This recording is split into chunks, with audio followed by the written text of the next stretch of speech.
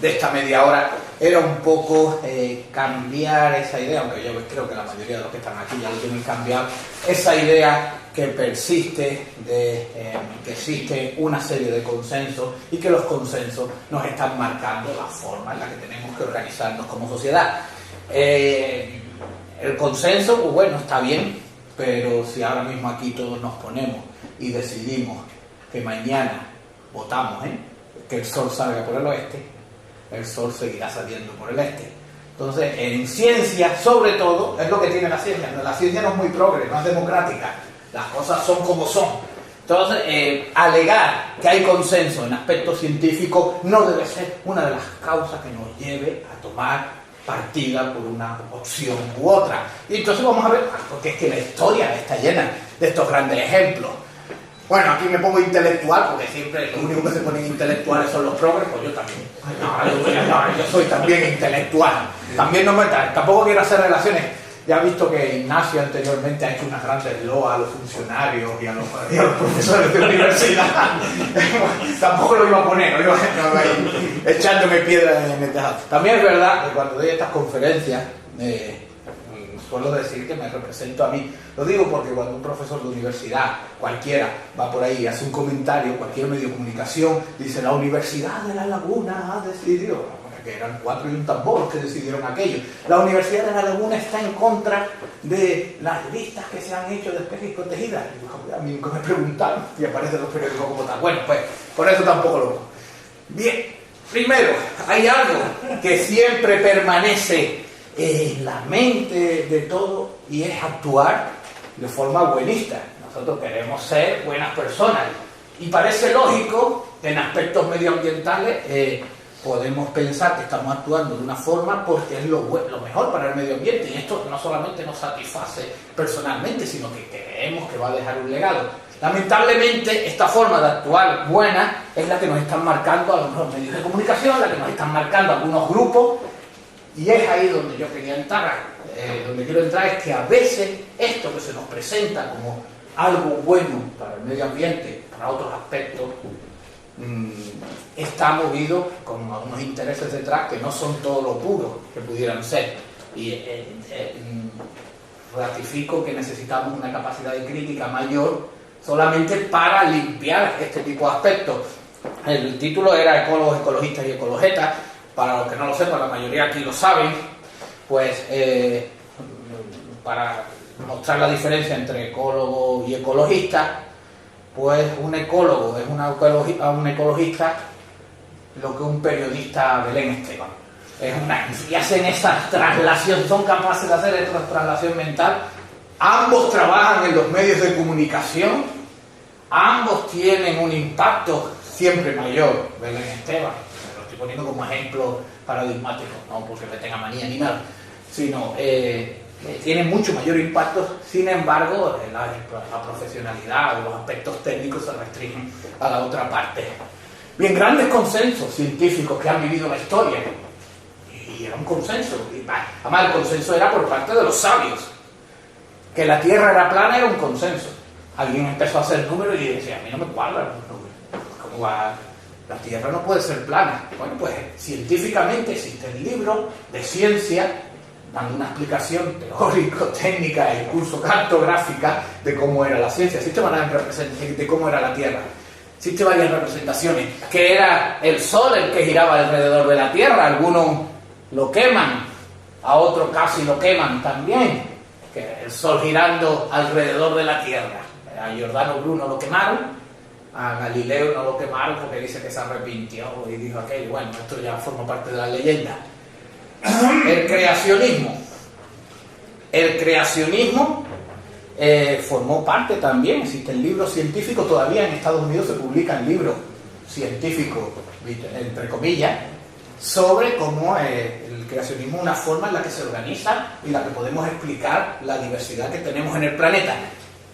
En Kansas, ¿cómo Kansas? Porque en Kansas es obligatorio en las clases de biología explicar la evolución, la teoría de la evolución y el creacionismo. Es obligatorio. En Oklahoma se puede elegir, en Texas se puede elegir, pero en Kansas es obligatorio explicar creacionismo. ¿El creacionismo o el diseño inteligente?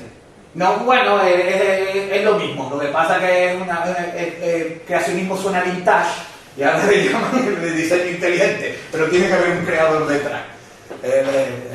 Yo me he leído un par de libros de ellos. Y bueno, y la generación espontánea. Creíamos en la generación espontánea y esto lo descubrió que no era así, o fue capaz de hacer un planteamiento lo suficientemente bueno para demostrar que la creación espontánea no era posible. Fue Pasteur. No es hace tanto tiempo cuando se demuestra que de la nada no sale vida, sino que la vida tiene que venir de la vida. Solamente ocurrió una vez, que es al principio de la evolución, al principio del desarrollo de la vida. Pero mientras tanto, la vida no podía venir de la nada. Bueno, hay libros y escritos de cómo salen hongos de los cultivos por sí solos, cómo salen de la ropa sucia, salen ratas, cómo de los pelos salen gusanos. En fin, era multitud de estudios científicos que intentaban demostrar que el creacionismo estaba ahí. Bueno, la generación espontánea, no el creacionismo, perdón. Esto no dejaban de ser consensos y los investigadores estudiaron muchos años. Tienen que tener en cuenta que llega uno que rompe esa baraja. ¿Perdón? ¿A dónde le he dado? Aquí.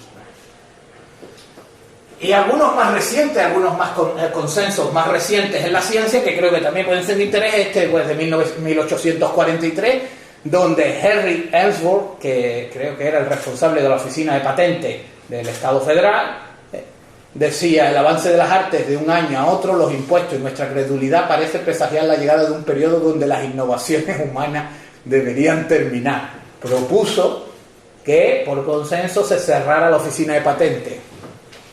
Algunas ideas de estas que van prevaleciendo, en función de las ideas que tenemos en el presente, nosotros queremos marcar qué es lo que va a ocurrir en el futuro. Y lo marcamos, o sea, lo que va a ocurrir en el futuro sin ninguna crítica, porque creemos en estos comités de sabios. Cuando les digan comités de sabios o grupos de científicos, échense a temblar. Porque suelen escogerse, además, es curioso, ¿no? Cuando se hace alguna reunión de sabios para fomentar el autoempleo y la emprendeduría, se coge a 10 funcionarios, como que no tiene sentido. De hecho, la responsable del Parque Científico Tecnológico de Tenerife, que se supone que debe promover, una chica, podría ser un chico, pero en este caso una chica, que debe promover el autoempleo, nunca ha trabajado, presume de tener una Erasmus. Entonces, bueno, estos comités de sabios hay que tenerlo en cuenta. En 1898 se hace una conferencia, creo que fue en Nueva York, para establecer las soluciones al problema que se les venía encima.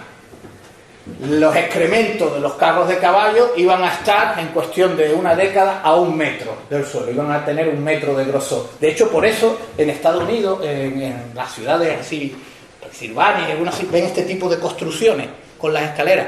Y es porque se pensaba que las cacas de caballo iban a llegar por aquí, entonces todas las casas tenían unas entradas elevadas para evitar pisar los excrementos y se estaban preparando para ese momento. Esta puede ser la primera conferencia de planificación urbana de la historia. Y era ver qué iba a pasar con todos esos excrementos cuando fuera a llegar. Y empezaban a hacer planteamientos bucólicos y pastoriles. Pues hay que ir andando en vez de a caballo. Y la gente, no, andando no me da tiempo. Bueno, la cuestión es que en cuestión de muy pocos años apareció el coche, ya en los primeros coches rudimentarios, y lo que parecía un problema irresoluble fue el ingenio y la tecnología lo que lo terminó resolviendo. Por eso tampoco podemos prever qué es lo que va a ocurrir en tan solo unos cuantos años, cada vez más rápido, ¿no? Antes podían ser unas décadas, ahora es una cuestión de unos cuantos años. Y claro, a relación de todo esto nos podemos centrar en las catástrofes ecológicas, y les voy a poner unas cuantas. Nosotros hemos tenido la suerte de vivir unos cuantos apocalipsis medioambientales. Todo lo que tengamos entre 40 o 50 años hemos pasado por 5 apocalipsis o 6. Alguno más nos quedará antes de morirnos, ¿no? Uno de ellos, no sé si se acordarán, la lluvia ácida, que iba a acabar con los bosques de la selva negra alemana. Bueno, ya a esta altura no debería quedar ni un árbol. Ciertamente había una lluvia ácida. Luego resultó que no sé si recuerdan, yo ya no estaba estudiando todavía biología, pero estaba metido en grupos ecologistas y esto, y leía cositas de estas, y recuerdo que la Unión Europea en aquella época se llamaba de otra manera, no sé cómo se llamaba, este mercado común, Comunidad. una comunidad europea, empezaron a deschañarse no euros, ecus, millones y millones de ecus para paliar la lluvia ácida, para resolver el problema de la lluvia ácida. Al final se descubrió el principal problema de la lluvia ácida, aparte de los bosques, era que se acidificaba el suelo, llovía, y cuando llovía, estas escorrentías llegaban a los lagos, acidificaban los lagos y cambiaban la diversidad de los lagos, sobre todo estos lagos más templados en el norte de Europa. ¿Qué ocurrió? Que a los 12, 14 años se dejó de hablar de la lluvia ácida. Es lo que comentaba antes también Ignacio, ¿no? Se le dio dinero a las universidades y no reportaron ningún resultado. ¿Qué pasó? Se los gastaron de fiesta. No se los gastaron de fiesta, estuvieron trabajando de verdad. E hicieron unos descubrimientos bastante curiosos. Descubrieron que los responsables de la lluvia ácida no eran las empresas contaminantes del este de Europa que arrastraban, que sí tenía algo de importancia, que arrastraban sus humos hasta acá, se mezclaban y producía la lluvia ácida. El problema era que se habían cambiado las especies en muchas zonas boscosas del norte de Europa, se habían cambiado las frondosas por coníferas, por pinos, para hacer explotación maderera. Y eran los pinos los que estaban acidificando el suelo, no la lluvia ácida. Todo esto, lo que quiero decir es que llegó un momento en que se dejó de hablar de ser la primera catástrofe que nos íbamos a la primera importancia. Afortunadamente no había protocolo de Kioto, pero seguro que alguien hubiera inventado algo para subir impuestos. La cuestión es que se dejó hablar de la noche a la mañana y se gastaron millones y millones de ecos. Ya nadie habla de la lluvia ácida. El agujero de ozono, ¿se acuerdan? También era otra catástrofe, con los aerosoles, con los clorofluorocarbonados, que se dice que gracias a que cambiamos la fabricación de los congeladores y se dejaron de usar esas partículas que destrozaban, que afectaban al ozono troposférico. El ozono es malo, a nivel de superficie el ozono es venenoso. Es cuando suben los niveles de ozono la gente empieza a sentirse mal, pero a nivel troposférico es bueno porque para los rayos ultravioleta. Bien, la mayoría de las conclusiones dijeron que bueno, sí, se habían cambiado los fluorocarbonados, se habían cambiado por otros productos que no dañaban el ozono, pero que en verdad las variaciones del ozono eran naturales. Ya se ha dejado también de hablar del agujero de ozono. El problema fue que de la noche a la mañana vieron que el agujero de ozono, el agujero de ozono no es que se haga más ancho o más pequeño, es que se hace más gordo o más estrecho.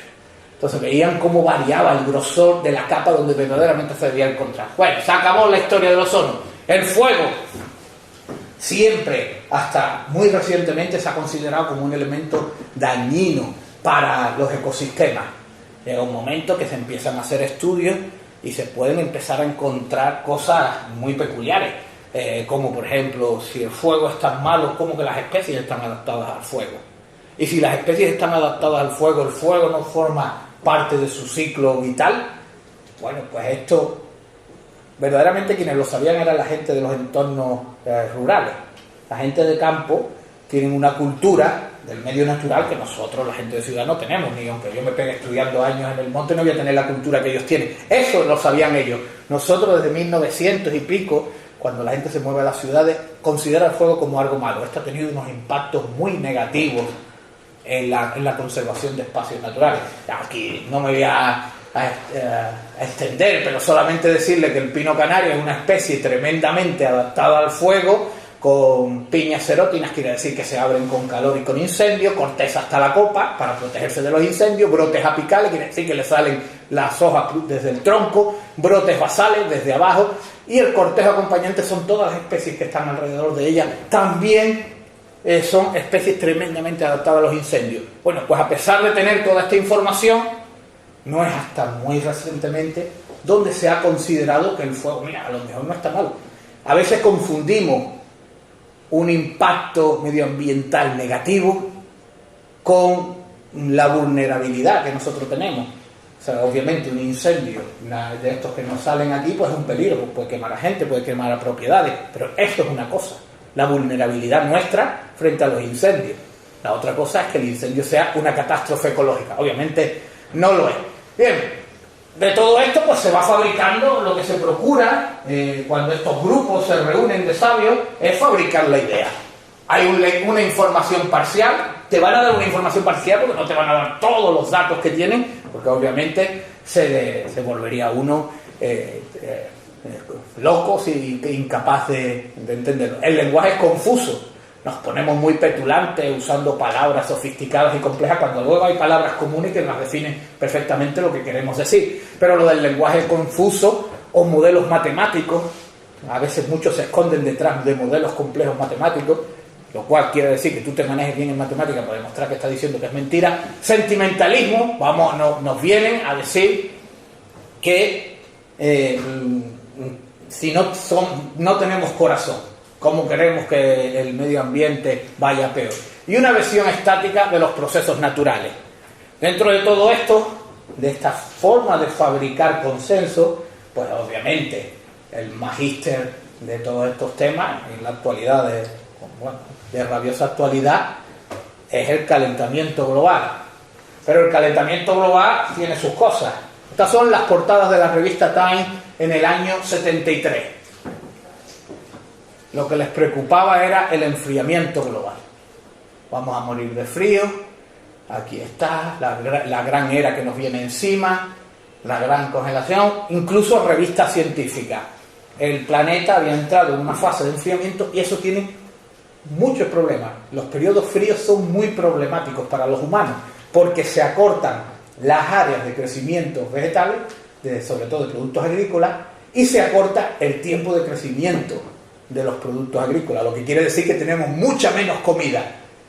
Entonces, claro, era bastante preocupante.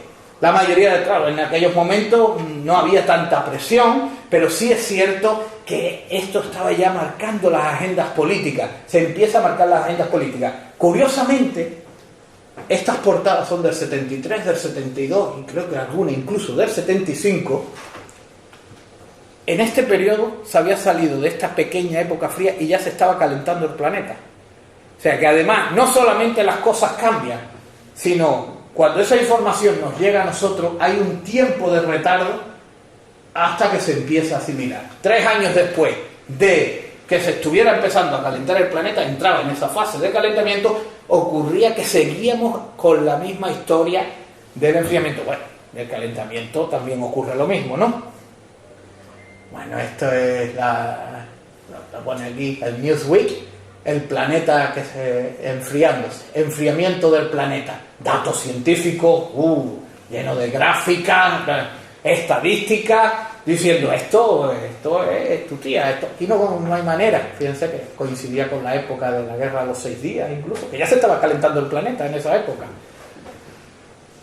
Sin embargo, es en 2006 cuando los mismos que te publicaban que te ibas a morir de frío, ahora te van a publicar que te vas a morir de calor. Y aquí te ponen siempre el oso siempre es un elemento recurrente, y te lo ponen en un témpano de hielo, porque los osos, como todo el mundo sabe, no saben nadar, se ahogan si se caen al agua. Entonces siempre te ponen un osito en un témpano de hielo. Y bueno, y de esto tenemos varias. Vamos a ver cómo es posible luchar con esto, con esta información. Si a mí me vienen y me presentan esta información, un huevo frito, aquí un árbol y un pingüino por ahí dando vueltas, pues para mí es muy complicado decir, oiga, pero a lo mejor no. Dice, no, esto tiene unas implicaciones. Estos son de 2006, 2007, 2008. Se lleva fabricando. Y luego te aparece información de este tipo también. Un buque de carga cruza el Ártico desde Noruega hacia Japón por primera vez en la historia de no sé qué, no sé cuánto, como demostración de que el deshielo es tal que ya los barcos pueden empezar a buscar vías que antes no tenían. Claro, lo que no te dicen es que el barco este tenía un seguimiento y una navegación por vía satélite que le estaba marcando el grosor del hielo en todo momento. Bueno, estaban usando unas tecnologías que antes no existían. Lo que tampoco te dicen que 2 años después el barco se quedó atrapado en un témpano de hielo, mandaron a a un rompehielo atómico ruso y también se quedó atascado en el hielo. El calentamiento parece. Salieron de allí diciendo, bueno, se está calentando, pero no tanto. Hay calor hay, pero no todo lo que nos habíamos creído. Se quedó el barco y el rompehielos nuclear, para que se haya atascado aquello con los motores echándole uranio. Bueno, la cuestión es que, fíjense, que llevamos 20 años diciendo que se está calentando el planeta, y estos son los datos desde 1990. La línea de tendencia indica los modelos. Esta es la predicción del IPCC más conservadora, porque hay 4 modelos. O sea, esto lo bueno que tiene es verdad que hay mucha información, que el IPCC coloca todos los... Pero claro, lo coloca ya maquinado un poco. Vean la línea de tendencia, 1 grado. 1 grado para 2025. ¿Cómo estamos en la actualidad? Desde 1990 hasta casi 2013, lo que se tiene es 0,1 grado. Si hacemos la línea de tendencia sería de esta forma. Podríamos tener, si siguiéramos así, pues con 0,3 grados para los próximos 50 años. ¿Y qué ocurre si yo le digo a la población que estoy fabricando mi idea, estoy acudiendo a sus corazoncitos, que no va a ser 1 grado, sino que va a ser 0,3? Ahora cuando vaya a venderle molinillos para producir electricidad a 400% de subvención, a lo mismo se van a quejar. Ya se me desmorona el chiringuito que estoy montando basado en que el planeta se está calentando de forma manifiesta y de forma clara. Bueno, de forma clara, ellos te dicen el modelo, incluso discutes con ellos y te dicen, y digo, mira que este es el modelo, no, dice, no, eso es que los datos están mal, el que vale es el modelo, el que sabrá el termómetro porque se está... Yo alguna vez que he hablado con gente muy sabia en estos aspectos, entonces siempre, hasta cuando es verdad que se veía que se estaba calentando el planeta, siempre te decían, sí, se ve claro las temperaturas, es que no lo ves que se está calentando. Y yo decía, pues sí, pues la verdad es que, pero yo es que creo que no sea tan dramático. Pero cuando ha empezado, no a enfriarse, pero a estabilizarse, e incluso a bajar las temperaturas, ya te dicen, no, es que lo de temperatura no vale, lo que vale ahora es que la entropía que se está guardando en el océano, ya te queda, dices, bueno, digo, se ve que no es simétrica la información, solamente vale la gráfica cuando se calienta. Cuando no se calienta, la gráfica no tiene ninguna utilidad. Estos son datos reales de una compañera de la Universidad Complutense de Madrid, una funcionaria, porque vean que de vez en cuando hacen cosas muy útiles, cuyo trabajo era recoger todos los termohidrógrafos, lo que es información de termohidrógrafos reales, porque es hasta 1780, el primero está... información primera en Holanda y hay otro, el segundo en Berlín, que es de 5 o 6 años después. De Berlín perdió unos cuantos datos durante la Segunda Guerra Mundial, pero son bastante buenos. Vean el de Berlín desde 1756. Estos son datos reales, no modelos. Hasta 2006. A esta compañera le dieron un proyecto del ministerio para que cogiera todos estos datos y pusiera información solvente sobre el calentamiento global. Entonces, cuando ella se bajaba los datos, este de París, este de Berlín, ve aquí unas bajadas, ¿no? Esta bajada, esta pequeña edad de hielo que se tuvo, aquí es donde salen, hay cuadros por ahí que se pueden comprar todavía, en los cuales se ve gente patinando en el Támesis, se ve gente haciendo esquí sobre hielo en el Támesis, unas épocas muy frías. Luego se va calentando, luego se enfría un poquito, luego tenemos este calentamiento, pero que si lo proyectamos hasta los datos de 1700, vemos que tampoco se ha ido mucho más arriba. Lo igual ocurre a Berlín que a París. Ha habido periodos fríos, ha habido periodos cálidos. Bien, aquí tenemos una información que nos está diciendo que el calentamiento no es tan claro. Lo que sí es cierto es que el dióxido de carbono, el CO2, sí que está aumentando. A 400 partes por millón, porque eso es medir, coger el dato y lo mide. ¿Qué ocurre? Se desmonta otra de las grandes ideas, que la concentración de dióxido de carbono está correlacionada directamente con las temperaturas, porque los modelos los trabajan así. ¿Qué ocurre con esto? Primero, que es una aberración decir que porque dos variables están correlacionadas, hay relación, no hay relación, tienen que tener relación causal. Por ejemplo, aquí en Tenerife hacemos una correlación del número de borrachos y el número de curas por ciudad y nos sale una correlación perfecta. pero no tiene ningún sentido esa correlación. Está claro, si la ciudad es más grande, habrá más gente con problemas de alcoholismo y habrá más curas también. O sea, la correlación es buena, pero no tienen causación unas a otras. Sin embargo, aquí se ha dado por bueno este tipo de situaciones. No solo eso, sino que se han puesto a especular que como submodelos son ciertos todo lo que vamos a tener. Subidas del nivel del mar, ya se ha visto que no.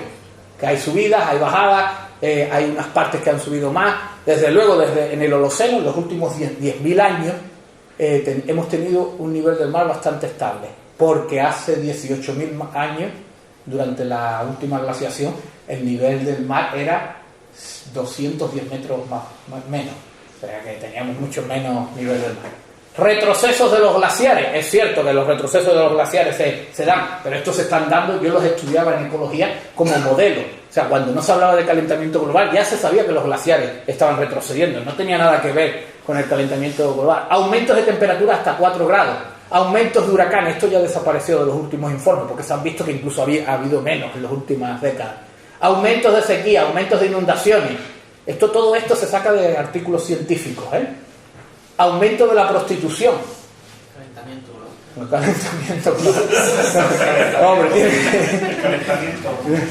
¿saben por qué? No, en la relación causal. Como hay más sequías en África, hay menos comida, con lo cual las mujeres para ganar dinero se tienen que prostituir más. Vean, se ponen a irvanar y van sacando. Aumento de las piedras en los riñones. ¿Por qué? Porque si hay más sequía, beben menos agua, entonces te salen más piedras en los riñones. Esto está publicado en un artículo científico, perfectamente con sus referees y todo. Los animales tienen más seso, dicen en algunos artículos. Otro de los animales tiene menos seso. No sé, serían distintas poblaciones. Que nos va a disminuir el cerebro. Esto no vi muy bien la relación, pero estaba publicado. Malaria. La malaria me gusta mucho, porque esto, incluso se dice, el calentamiento global va a traer la malaria a España.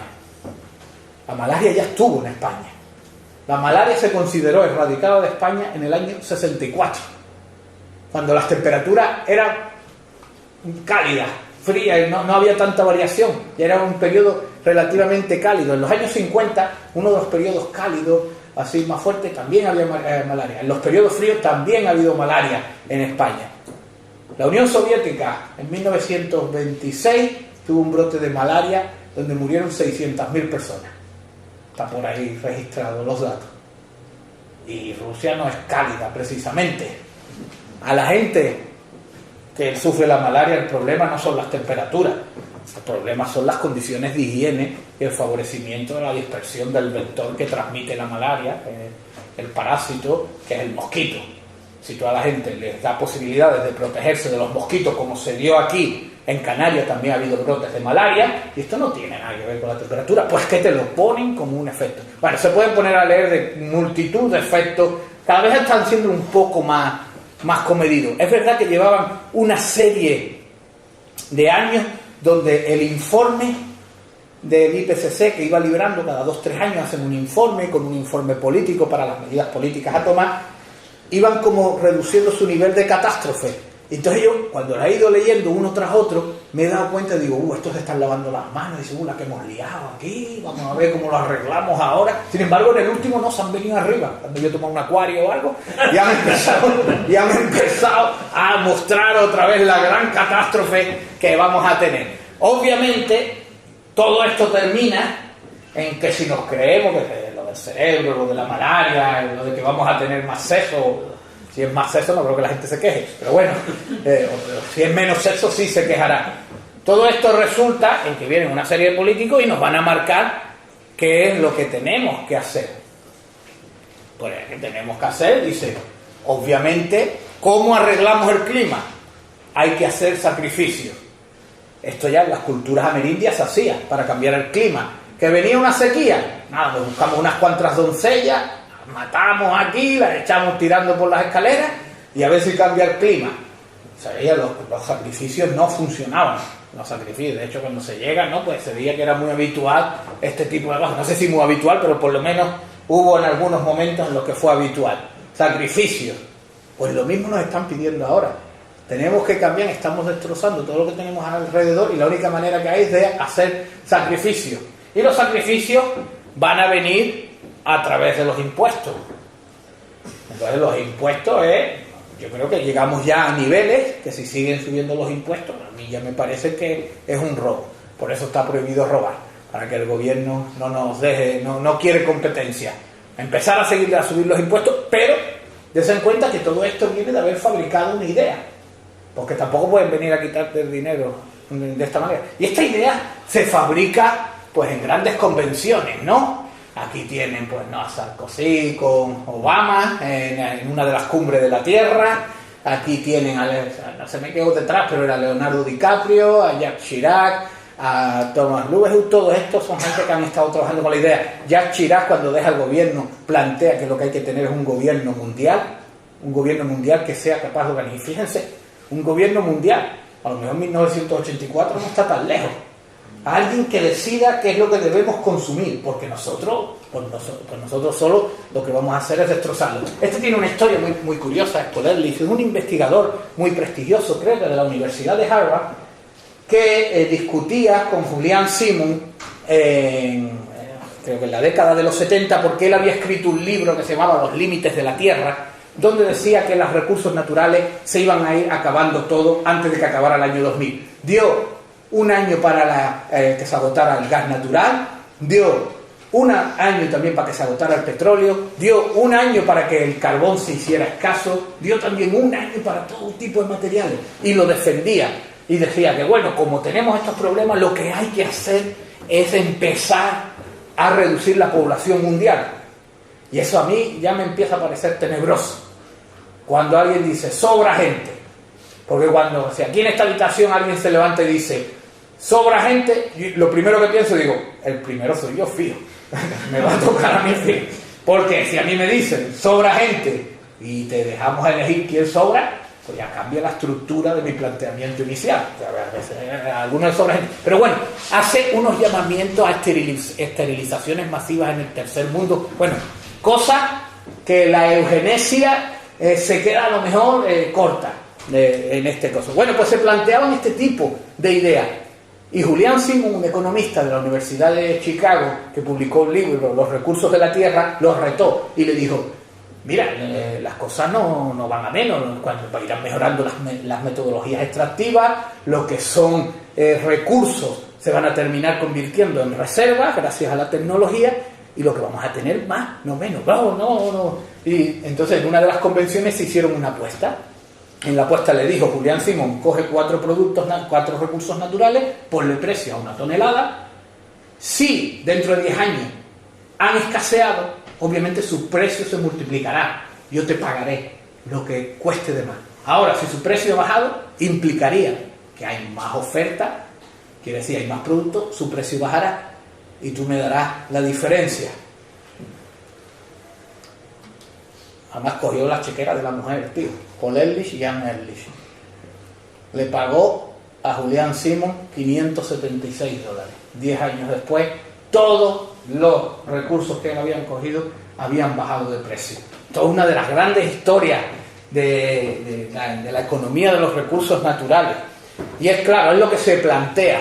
Estamos viendo que bueno, que los recursos naturales están ahí y pensamos que se van a agotar. Y es verdad, hay una diferencia entre finitos e inmensos. Los recursos, claro que todos los recursos naturales del planeta son finitos. Fuera de la Tierra ya no hay más. Pero si son inmensos, la situación con la que yo afronto la explotación de este recurso natural debe cambiar. De hecho, había un secretario del petróleo del gobierno de Arabia Saudí que tenía una frase que decía: la era del petróleo pasará, pero no porque se acabe el petróleo. Lo mismo que la edad de piedra pasó y no fue porque se acabaran las piedras. Y lo venía planteando de esta manera. Y yo creo que también es verdad. Obviamente, si el petróleo empiezan a escasear ahora mismo, ¿por qué no podemos considerar que el petróleo esté escaseando? Porque su precio ha bajado. ¿Y por qué ha bajado? Han considerado que tenemos que tener el barril mucho más bajo porque la competencia con el fracking los ha estado destrozando. Hay ya una actividad que todavía es muy cara y solamente deja de ser rentable cuando el barril baja de 60 a 70 dólares. Claro, a determinadas economías esto le plantea un problema, pero esto es un juego que tarde o temprano se dirimirá en función de la tecnología más moderna, que es la que tenemos. Bien, aparte de todo eso, de este consenso que tanto gusta, también hay que decir que hay más de 1100 artículos en revistas de impacto, en revistas científicas, que no corroboran el problema del cambio climático. Y lo que ocurre, hay dos grandes centros de manejo de estos datos, que es la Universidad de East Anglia y en el Reino Unido, ¿no? Y también está el Instituto Goddard de la NASA. Son los que manejan los datos de las temperaturas. No sé si se acuerdan de lo que se denominó el Climate Gate, en la cual se cogieron los correos electrónicos de profesores de la Universidad de East Anglia y se descubrió, aquí digo, cómo debemos tratar con los defectos dentro de la comunidad del cambio climático. Creo que nuestra reacción de los errores encontrados en el trabajo de Michael Mann es el que produce el modelo del palo de hockey, cómo se ven las temperaturas que van aumentando y luego dramáticamente suben, lo cual da lugar a figuras como de un palo de hockey. Dice, ¿cómo reaccionamos entre los errores de Michael Mann? Cómo reaccionamos a estos errores no fue especialmente honesto. No solamente se descubrió, esto fue extraído de un correo electrónico, de otro se extrae, te voy a mandar los datos pero le voy a subir un grado porque es que si no el modelo no cuadra. Bueno, si el modelo no sale, pues ajusto la realidad al modelo. Entonces, claro, se produjo una situación bastante desagradable para todo este consenso del cambio climático. Lo cierto es que detrás de todo esto, pues te pueden decir, hay las petroleras, las empresas de carbón están pagando a científicos y a gente con pocos escrúpulos para que intenten demostrar que lo del cambio climático es mentira. A mí no me pagan, pero si me dieran dinero lo iba a aceptar seguro, ¿eh? Pero entonces, claro, te vienes a las estadísticas y dentro de los grupos así ambientalistas que consideran que el cambio climático no es una realidad, está the Health Institute, que recibe 7,5 millones de dólares. O un 7,5, no, espérate, sí, 7,5 millones de dólares. Y le acusan, no, porque recibe dinero de las petroleras. Fíjense lo que recibe en Greenpeace, 310, este grupo, que no me acuerdo muy bien cómo es, 95, y el Sierra Club, 88. Y también vienen de la British Petroleum, también vienen del Enron y de las mismas empresas estas de la energía. Entonces, ¿qué estamos hablando? Que todos estos solamente se venden por dinero y todos estos son completamente asépticos al dinero que les está llegando y que los mantiene como sociedad. Bueno, pues estos son los planteamientos que tenemos que tener a la hora de considerar las ideas que nos están llegando. Termino, creo que con las predicciones de Julian Simon, el economista de la Universidad de Chicago. A ella, las condiciones de vida de los humanos seguirán mejorando en las próximas décadas. Y su segunda predicción, y las dos se han resultado ser ciertas, los humanos seguirán quejándose de que todo va peor. Muchas gracias.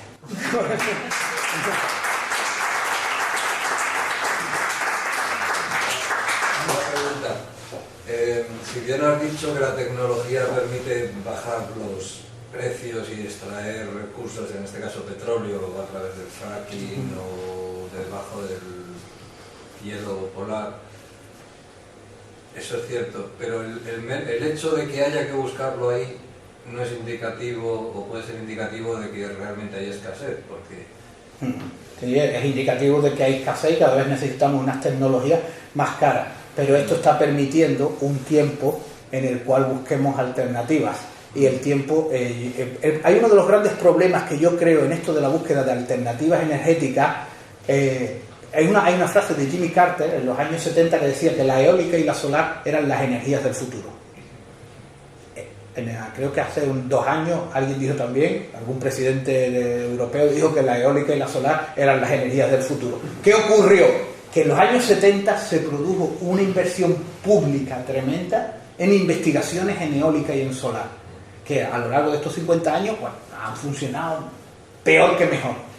Y yo creo que eso tuvo un impacto muy negativo en el desarrollo de nuevas tecnologías, porque si yo pongo a los investigadores, el dinero está para la eólica y la solar, todo el mundo vaya a hacer investigación por esa línea. Seguramente habría gente con otras ideas y le dijeron, por ahí, por ese camino, no vaya. Hay un tremendo y negativo incentivo a orientar las investigaciones. Y eso creo que fue una de las causas de la que hay... Yo estoy seguro que si no hubiera habido incentivos a la eólica y la solar, a alguien se le habría ocurrido algo hoy. Hay algunos, los supergeneradores, hay pues la fusión fría, pero claro, no era comparable con el dinero que se estaba metiendo en este tipo de energía renovable. Que la idea podía ser buena, pero orientar totalmente la creatividad humana, yo creo que es uno de los principales defectos que tiene este tipo de sociedades y que impiden que verdaderamente las ideas surjan de donde están, que es en los humanos, en los recursos humanos. Dígame. José, el consenso de que el Amazonas es el gran pulmón. ¿Cómo es el tema ese? Porque Oye, los biólogos y todo eso saben que lo de que el pulmón, el Amazonas es un pulmón, es mentira. El Amazonas es muy bonito y tiene muchas especies, pero no es ningún pulmón. Lo que le ocurre al Amazonas, como a los ecosistemas, esto ya estamos en clases de ecología, los ecosistemas cuando están en equilibrio, como es los bosques tropicales, todo lo que están en equilibrio y tienen un balance cero, quiere decir, producen oxígeno, pero también consumen oxígeno. ¿Qué ocurre? Las plantas crecen, producen oxígeno, cuando mueren se descompone y la descomposición de la materia orgánica se oxida con oxígeno.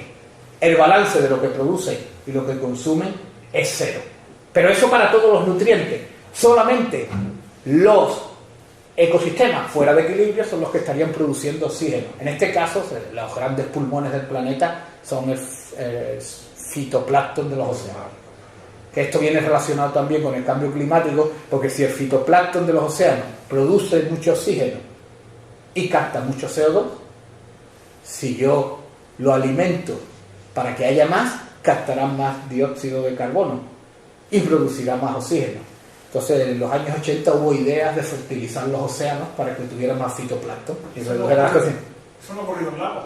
¿En qué? Eso no ha ocurrido en lagos, algo parecido. Bueno, se han hecho experimentalmente que si tú enriqueces... No, eso es que se contaminan. Sí, claro, mueren. No, eso es eutrofización. Llega un momento en que tiene tanto fitoplancton que al final se eutrofiza. Quiere decir, ya llega un momento que cuando muere toda esa materia orgánica se consume todo el oxígeno del lago y muere. Cuando salen los peces a flote en los lagos es que se ha acabado el oxígeno. No que haya ningún contaminante ni ningún veneno.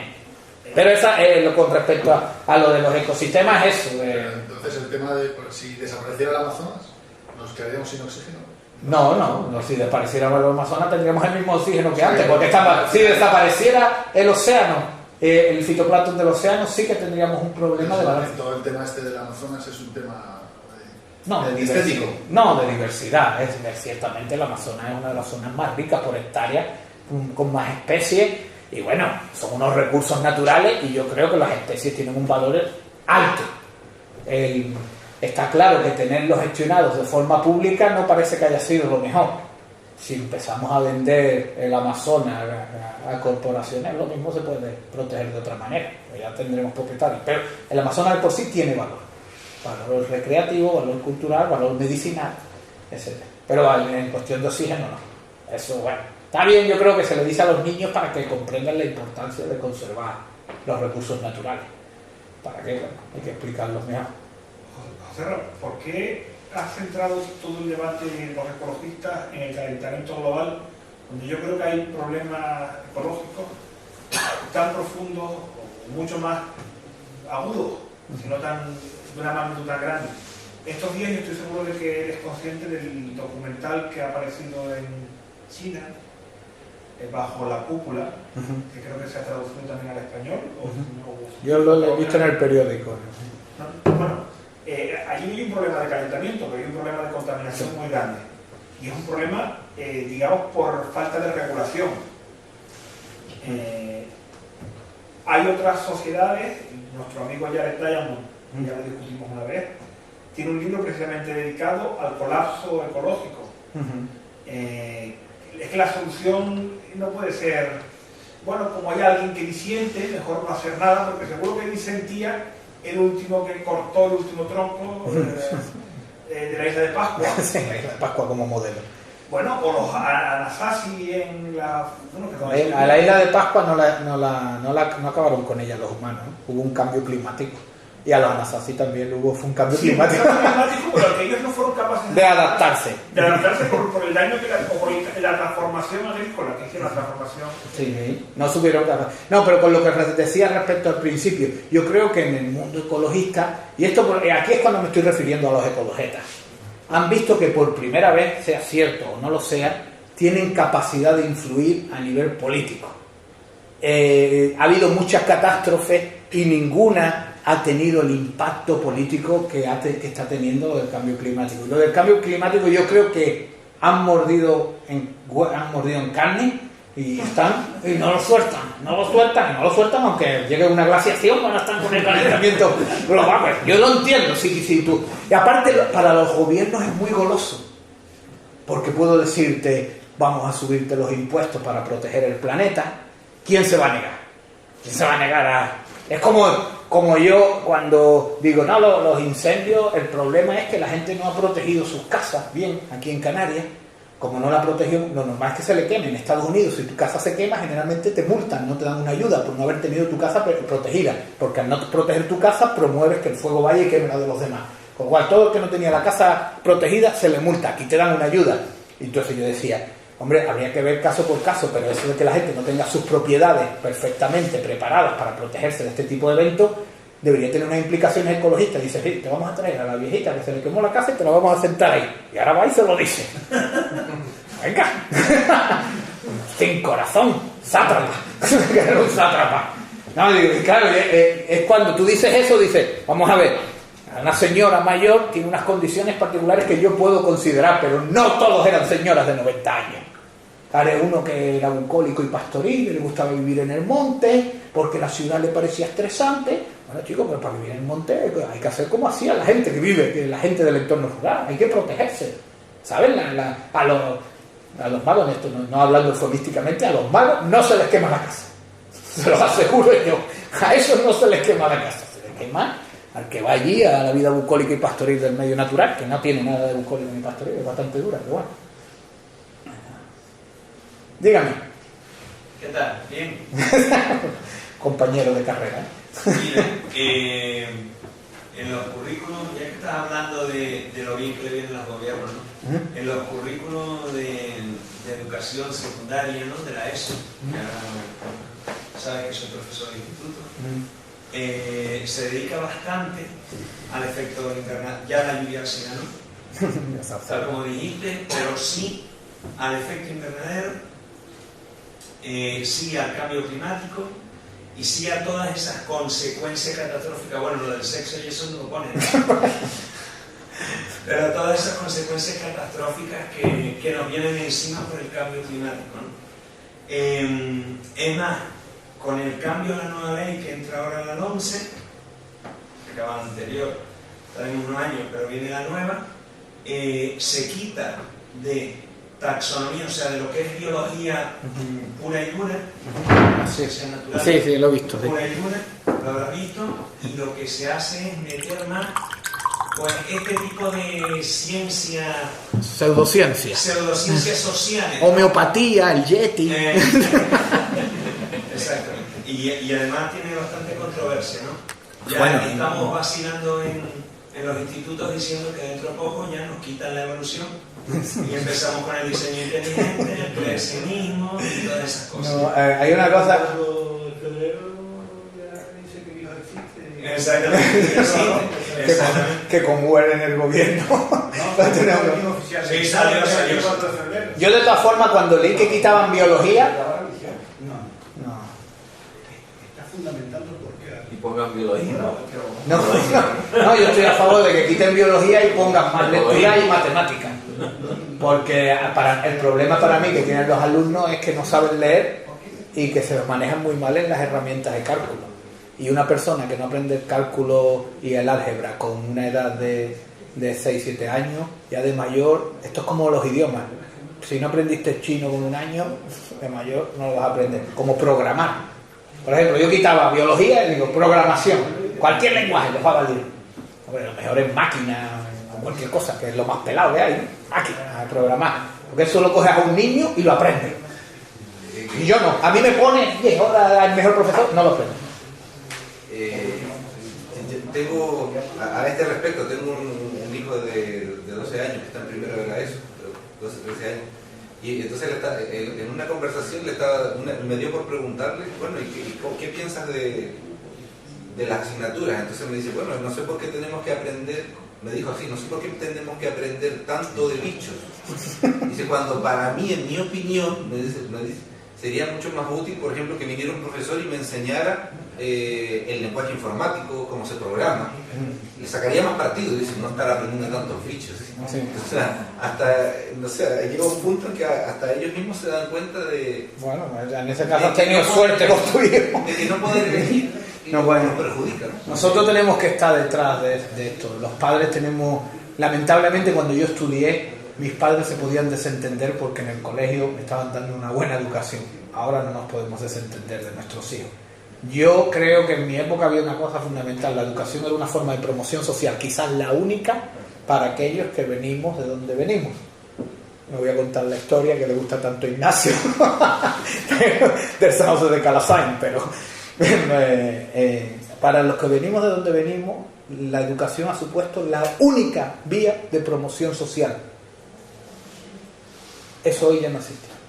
Se lo han cargado gobierno tras gobierno tras gobierno, han roto la sociedad, y ahora una persona de donde yo salí, hoy en día es mucho más complicado salir, incluso con lo valioso que puede ser, porque la creatividad está en cualquier lado. Entonces tenemos una proporción de la sociedad fuera de este mercado de las ideas. Porque no es creativo, entonces. No, y los que son creativas no van a poder salir de ahí porque ya no se lo permite la educación. A mí la educación me lo permitió. La educación pública, la verdad que siempre he estado ligado al mundo público, pero bueno, es porque ha sido en este campo en el que yo me muevo, no hay otras posibilidades. Ayer estuve dando una conferencia en el Casino de Gran Canaria, donde lo que hablé fue de los derechos de propiedad en la conservación del medio ambiente. A pesar de, y claro, los alumnos se quedaban así, porque eran alumnos de geografía, decían, esto es que nadie lo ha hablado. Digo, pues, ¿han visto que nadie lo ha hablado? Bueno, pues ya hay parques nacionales privados por el mundo de 300.000 hectáreas en Chile, ya hay reservas privadas, en Nature Conservancy tiene multitud de reservas privadas por el mundo. A pesar de que estoy donde estoy, yo creo que tengo una labor también de divulgar una serie de ideas, que pueden ser falsas, a lo mejor pueden ser erróneas, pero que se vea la diversidad. Y claro, pues lo que venía a decir con la educación, eso se ha roto ya. Lo dejamos ya así porque... Bueno, muchas gracias.